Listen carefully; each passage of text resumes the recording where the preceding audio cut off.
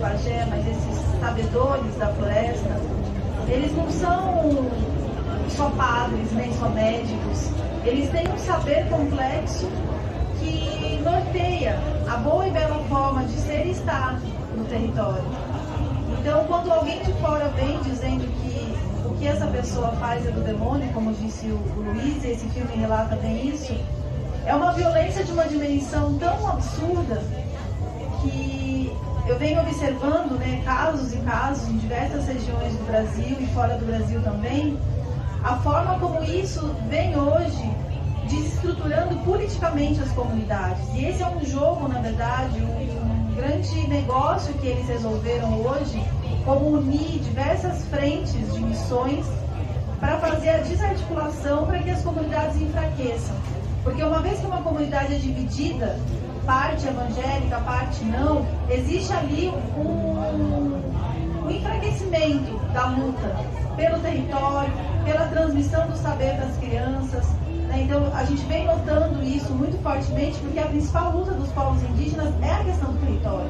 Porque sem o território não tem como transmitir o saber, não tem como você se curar, não tem como você ser feliz. Se você não tem um rio, se você não tem uma floresta, se você não tem o seu espaço. Então, eu observo que essa frente hoje, que não é de hoje, é de séculos, de evangelização, mas com outra forma de ser e existir, porque eu acho que não é só a imposição da Bíblia, mas é como...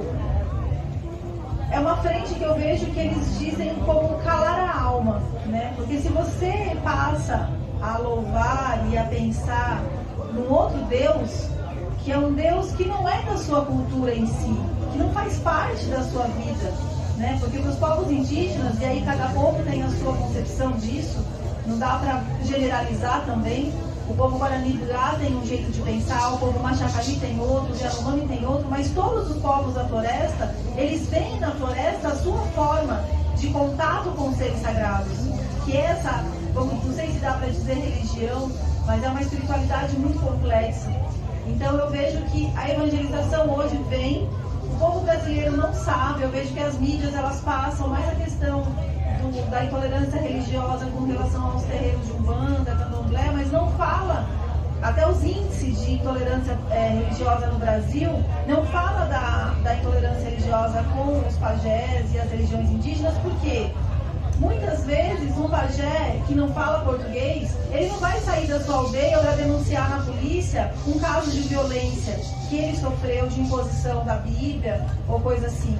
Coisa que quem mora na cidade, ou os terreiros de Umbanda, coisas assim, eles vão denunciar, porque está mais fácil o acesso. Mas os pajés nem sempre fazem isso.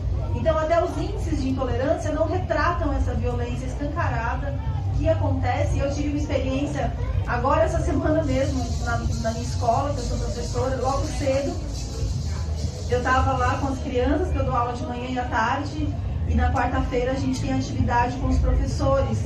E logo cedo eu vejo muitos carros parando com os velhinhos, chegando e descendo e distribuindo coisas. E eu estava espiando de longe, lá de dentro da sala do vidro, e aí eu saí para ver o que estava acontecendo. E quando eu fui ver, era um pessoal do Testemunho de Jeová entregando os panfletos em Guarani, que eles acham que o Guarani é uma coisa só, mas era no Guarani paraguaio.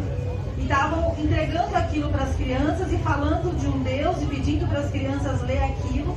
E aí eu tive que parar ali e falei, nossa, não acredito que está acontecendo na minha frente. E tive que me impor e falar, isso que você está fazendo é uma violência. Daí ela, como assim uma violência? E como era uma senhora de idade também, eu me preocupei para não tratar aquilo de uma forma violenta com ela também, embora ela estava cometendo uma violência. Mas é uma situação muito complicada que a gente sofre isso. Dentro da escola, alguém vem para entregar um panfleto falando de Deus. Ou então, são diversas frentes, né? Deus é amor, Assembleia de Deus, Testemunho de Jeová. Eu respeito muito todas as religiões. Mas você sair da sua casa para evangelizar um povo que sabe-se que tem uma cultura, por que insistir em entregar o outro? Por que não respeitar a cultura do outro? Então eu venho pensando muito nisso, na questão do respeito. E que eu acho que só através da arte, da educação, a gente vai conseguir ampliar essa discussão e fazer com que as pessoas percebam de que não adianta impor o que é do outro, porque o outro já possui o seu modo de ser e estar, né? Então eu ando muito triste, muito preocupada com isso. E mais que isso, eu acho que conversando com alguns pajés de vários povos, eles têm falado que os espíritos da floresta estão muito bravos, porque muitos parentes estão sendo iludidos, enganados e não estão percebendo essa enganação. E na medida que você começa a rezar para Jeová, Maomé, sei lá o que seja, Jesus, dentro da floresta, os espíritos dali estão vendo tudo. Porque a árvore tem o seu espírito, a pedra tem seu espírito, todos os seres que estão ali estão observando essa forma de agir que estão fazendo as crianças ficar doentes. Porque uma vez que você não acredita mais na força do pajé, porque alguém falou que é do demônio, você não vai mais levar a sua criança para curar com o pajé, você vai levar lá no posto de saúde, que vai entregar drogas para a criança tomar, que foi a mesa anterior que falou de saúde. A saúde indígena no Brasil hoje é um grande problema, porque a imposição de antibióticos, anticoncepcionais, dipironas, paracetamóis e essas coisas todas, que muitos evangélicos chegam nas comunidades dando remédio também, cesta básica, roupa suja, roupas que não têm sentido. Então essa imposição de coisas achando que o índio é um coitado, isso é violência, isso é crime, isso é falta de respeito.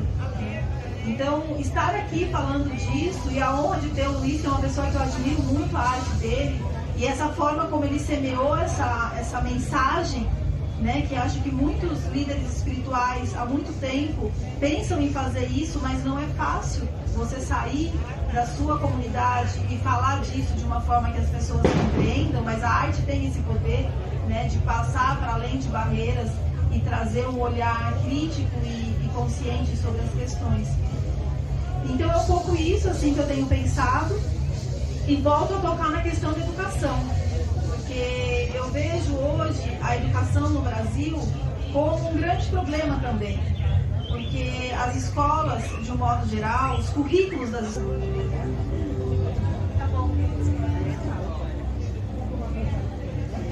Então eu acho que, de um modo geral, era essas reflexões assim, que eu queria trazer bem fortemente, né, da gente repensar modelos de educação que façam as nossas crianças ser felizes e que façam as nossas crianças respeitar a diversidade que existe no nosso Brasil.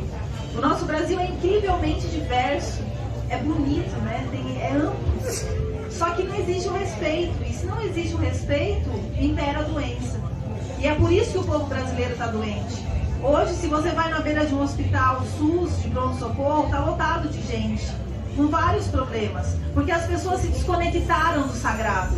E essa desconexão que acimentou tudo e que só tem pequenos elos de florestinha, de árvores, que muitas vezes são árvores que nem são nativas, porque a gente está aqui em território de Mata Atlântica. São Paulo tinha Mata Atlântica e tinha Cerrado também, pouca gente sabe. E aí às vezes trazem árvores de fora do país para plantar e estão achando que estão fazendo um reflorestamento. Então, se a gente não discutir essas questões nas nossas escolas, se a gente não ensinar as pessoas aonde estamos e o que é o nosso território, porque o que é o nosso território é o que nós somos. Então, acho que é um pouco essa reflexão que eu queria trazer.